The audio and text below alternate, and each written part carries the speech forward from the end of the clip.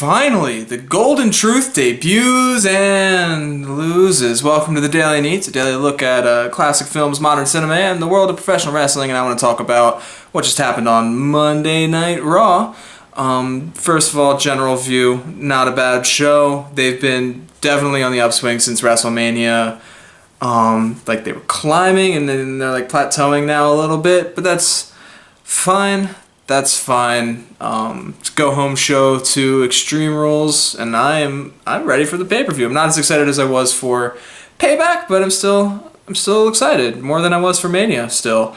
I just have the WWE's results, so I'm just gonna go down. Reigns and Styles had a promo thingy in the middle of the ring to open, and that was whatever. I'll get into that later. Zayn versus Cesaro lasted for about 10 seconds, but it's cool because we got an interesting tag match.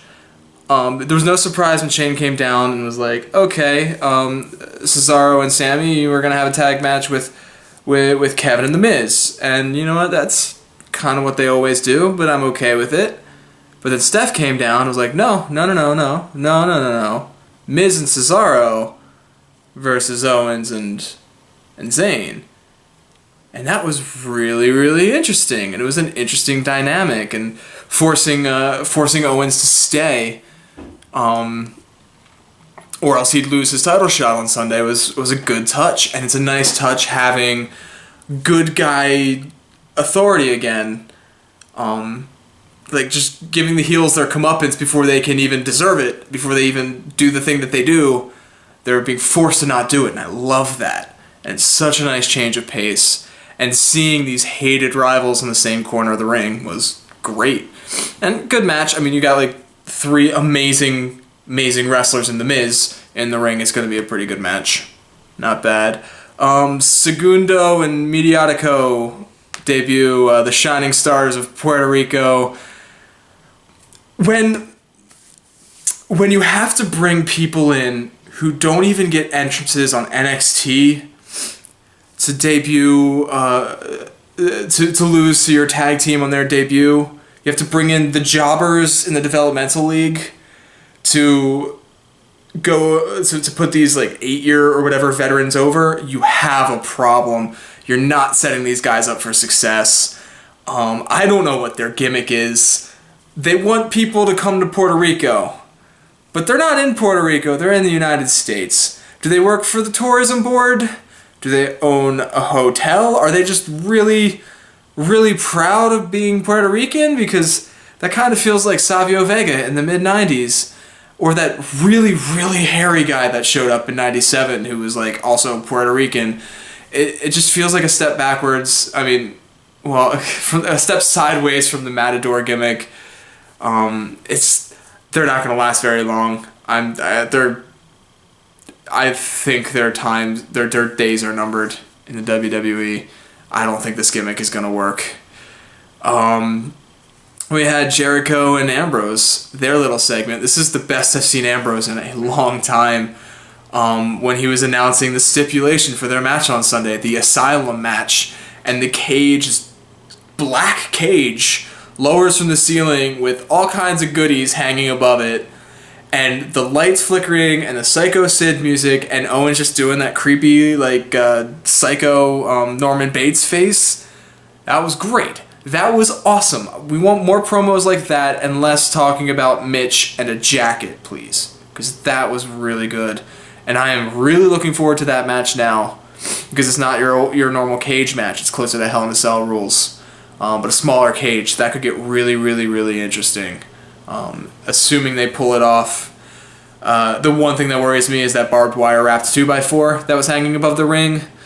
Just like Barbie at WrestleMania, he's going to take one swing with that and it's not going to get used. It's not going to be blood. I want there to be blood, but there's not going to be blood, which is unfortunate. Dana defeats Becky clean, I believe. Yeah, double check. It's been a long show. She wins clean, which, okay, welcome to the main roster, Dana Brooke. I don't like that Becky is just letting her win clean like that, but what can we do? Looks like we're missing Emma for a while with a back injury, so the hints that Becky was going to bring in a partner in crime to fight Emma and Dana seem to be going out the window, which is kind of disappointing. I kind of wanted to know who that was going to be, but there's nothing you could do. Injuries happen. And then, of course, the story of the night. After months and months of build, Golden Truth debuts. They got a video package rivaling Rock and Austin at Mania X7, leading into their match, which they lost to Breezango, which hurts me to say. But I like Goldust, I like R-Truth, I like Tyler Breeze, and I can tolerate Fandango, so I'm okay with this. I don't want it to be main eventing any pay-per-views, but their vignettes, they're hit or miss, but more hit than miss, and they're all four of them are interesting, distinct characters, and it makes for some fun backstage moments, and I like seeing it. I don't know if it needs to be like a main event thing ever, but it's fun. They can keep this going for a little bit. Of course, the New Day time traveled. I love the callback to Kofi's 2009 gimmick, and him yelling that was his best year is 2009 was my best year. Leave me here. One of my favorite things that happened since the New Day at SummerSlam. It's one of my favorite things they've done. That was a great line, great bit. Vaudevillains looked brutal, which is awesome. And we had the main event match of the night. Well, the main storyline match of the night, the Usos and Anderson and Gallows, and it was kind of boring. The Usos are quick and energetic and exciting to watch, but not when you see them every week. Then it just starts getting stale. And when the crowd is chanting for Seth Rollins during the match, you've got a problem. They did win the crowd back by the end of it, but the match as a whole was kind of whatever. The afters, though, the bit with the chair continuing from last week, AJ wants to use the chair and he's about to use the chair but gets denied, and Roman uses the chair first, and then the clash. He hit the clash on the chair, something he set up last week and delivered this week. It was awesome to see. And he did probably the best thing he could have done, which was not touch that title. Because everyone knows when you end a Raw segment on Raw holding a title that's not yours, you're not winning it at the pay-per-view. But he looked at the title, and it's almost like he knew, I can't pick that up or I can't win it. And he just left it in the ring. I liked that. I'm not saying AJ's going to win on Sunday because he's not. But it was a nice touch. Big Cass showed up. Big Cass just embarrassed the 9-time tag team champions, the Dudley Boys.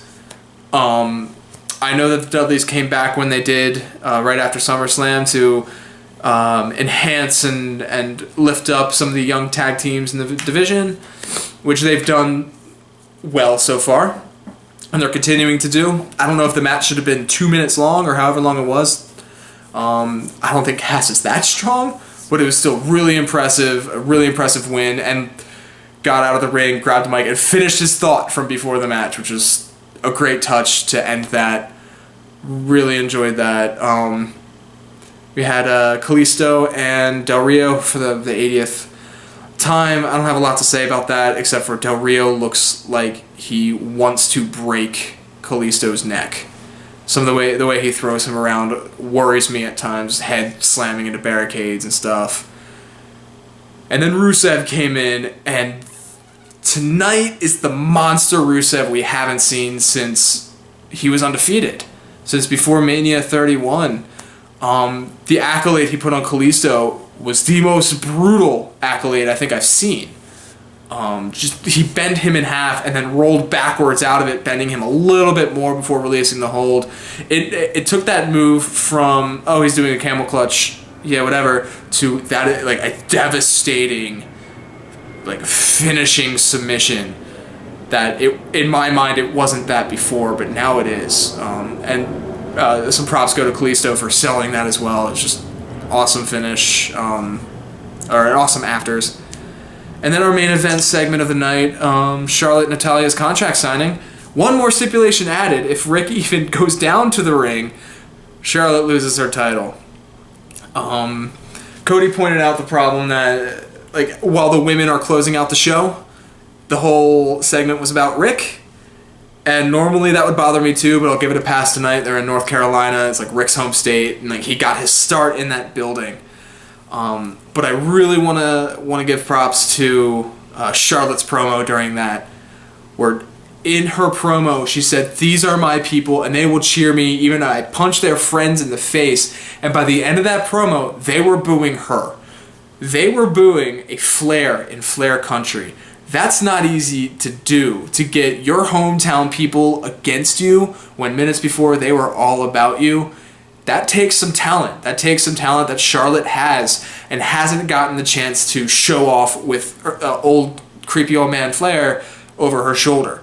So I really appreciated that. And of course, Stephanie smacking the crap out of Ric Flair. Okay, it wasn't her best slap, but I'll let it be because she was slapping Ric Flair. Thank you, Stephanie. And a great shot to end the show on. Natalya holding the title up over her head, which is something I wish I'll see on Sunday, but as I said before, will not see, because when you do that on Raw, you're not going to win the title. So, oh well. Overall, fun show, some great moments, and fewer meh moments than normal, which I appreciated. Getting ready for Extreme Rules, can't wait to see it. I still haven't decided about live streaming, probably not, because it'll be just me alone again, and if you watched the Mania stream, I went a little crazy, and it was not a good time for anybody. But if I do, you can find out about it on my Twitter, @DailyNeitz. Also, if you like, share, and subscribe this video, especially subscribe. The button's like up there, I think, up there maybe. If you subscribe, it'll give you in your subscription feed when I go live, if I do choose to go live. So do that if you really want to know. You can also leave a comment in the comment section below. Give me your predictions for Sunday. Let's see what other people think about what's going to happen. I'll give my predictions probably on Twitter day of.